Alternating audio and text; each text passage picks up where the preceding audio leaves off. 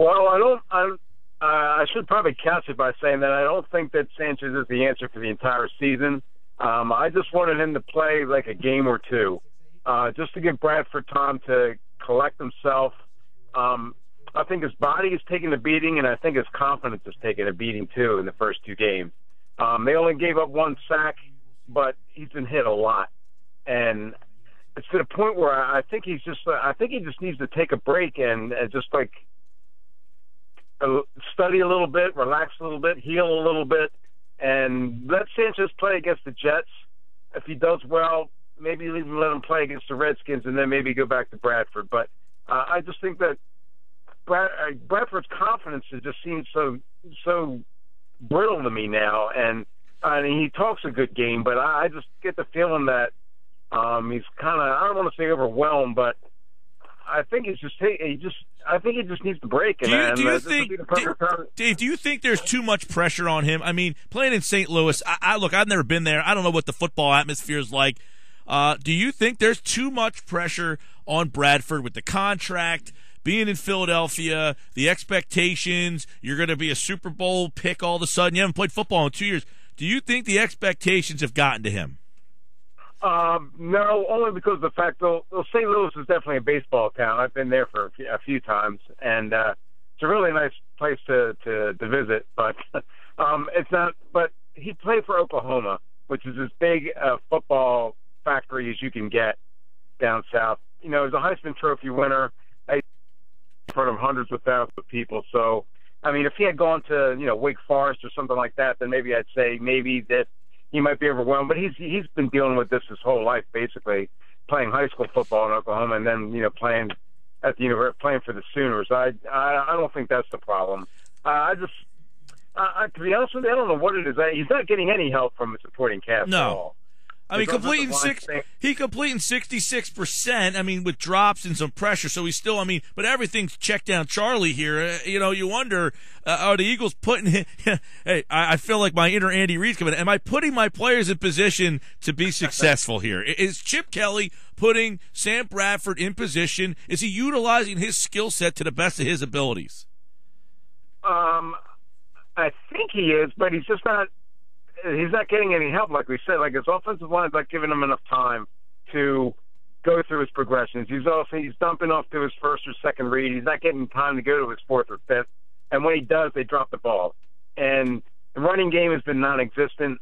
So that's putting even more pressure on him to produce through the passing game. I mean, there's no reason he should be he had to throw 52 passes against the Falcons, for goodness sake. I mean, you have to have that kind of balance. You have to find a way, and I don't know for not giving him the weapons that he needs. So I don't know if it's necessarily Bradford's fault, but I just think that they need to make a change, just at least for a week or two.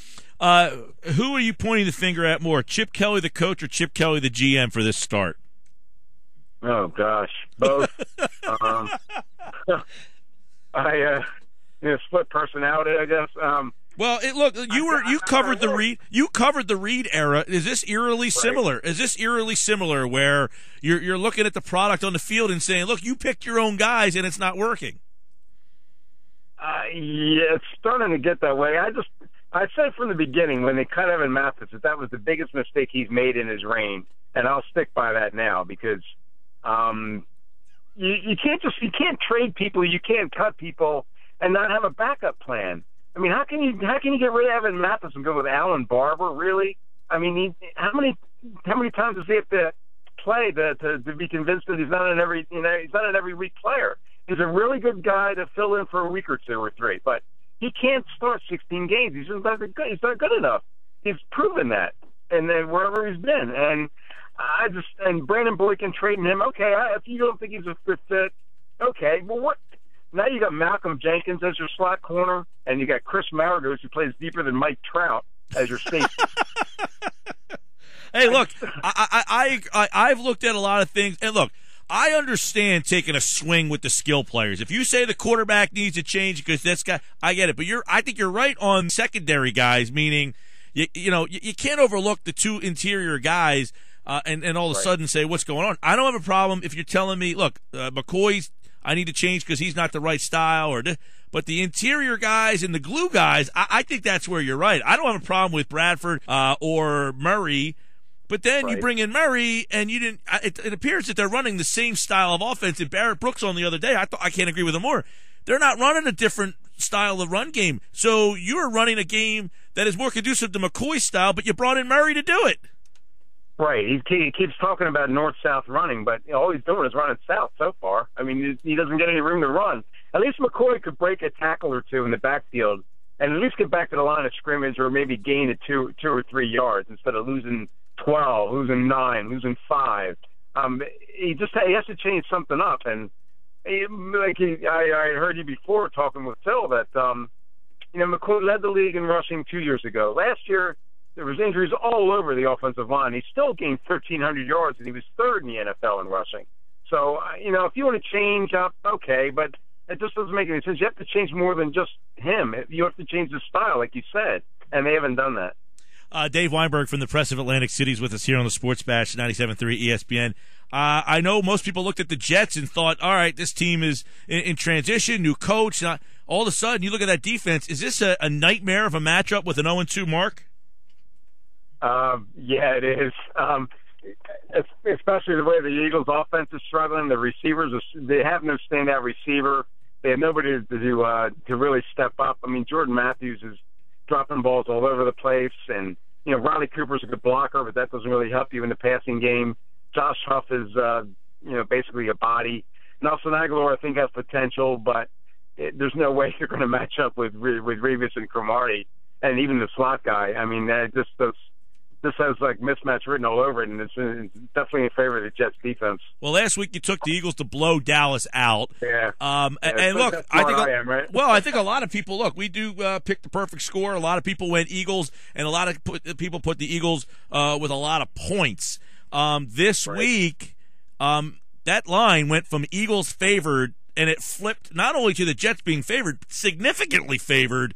You start to scratch your head and wonder, is this the week that Chip Kelly figures some things out and tightens the screws? They struggled to run the ball early last year. Was something wrong with McCoy? We kept asking that. And then all of a sudden he busts out for like 180 yards. So is this the week Chip fixes it, or is this team just not fixable at this stage? I'd like to believe that, that they'll be able to turn it around, but I just can't. I can't put any faith in it until they actually do it. Just judging by the lock, talking with Jason Kelsey and a bunch of other guys and Zach Ertz, and they're all talking about we have to stop thinking too much and just play. Well, that just doesn't cut it. I just don't know. You got to give me something better than that. That we're thinking too much. Really, I just don't. I don't see they're struggling, and I just don't see how they're going to be able to dig out of it, at least yet. I mean. It'd be nice if they could. It'd be nice if the offense could really step up. If they're going to win this game, it's going to have to be like a defensive battle. Ryan Fitzpatrick's going to have to turn into Ryan Fitzpatrick and throw a couple picks and make a couple mistakes. And the defense is maybe going to have to score a touchdown, and maybe the special teams can step up. If that happens, then they can beat the Jets. But I just can't see how this offense is going to all of a sudden, turn into the St. Louis Rams with Kurt Warner in it. I just don't. I don't know. I don't see it happening. Real quick, Dave, give me your thoughts on Maxwell. Is this what you expect? I don't know that this was what anybody expected, myself included, and I was not a fan of this move. He's been worse than I thought. I thought he'd be average to good. He's been average to bad. Give me your thoughts on Maxwell. To be in his defense, he's the one that I think has too much pressure on him more than Bradford. They gave him that big contract, and I'm not sure he was aware of what goes with that. That he's going to be like they're expecting him to be the shutdown corner, like Darrelle Revis or Patrick Peterson in Arizona, or Richard Sherman. He's not that kind of player. He never has been, really. So I don't know why. I don't know what the Eagles were thinking that they could make him that, because he wasn't the shutdown. He's never been a shutdown corner, so to speak. So. I guess maybe there was a situation where they had to overpay because Kerry Williams and Bradley Fletcher were so bad that maybe they just felt that they had to get somebody, and Byron was the best guy available. But he's the one I kind of like. I think this was kind of overwhelmed. The situation kind of overwhelmed him a little bit. And it'd be interesting to see if he can bounce back from it. Well, we saw Eagles fans turned on Kerry Williams before he even got to training camp, and you're starting to see the same thing happen here. Real couple quickies. DeMarco, play Sunday or no? Yeah, I think so. Yeah.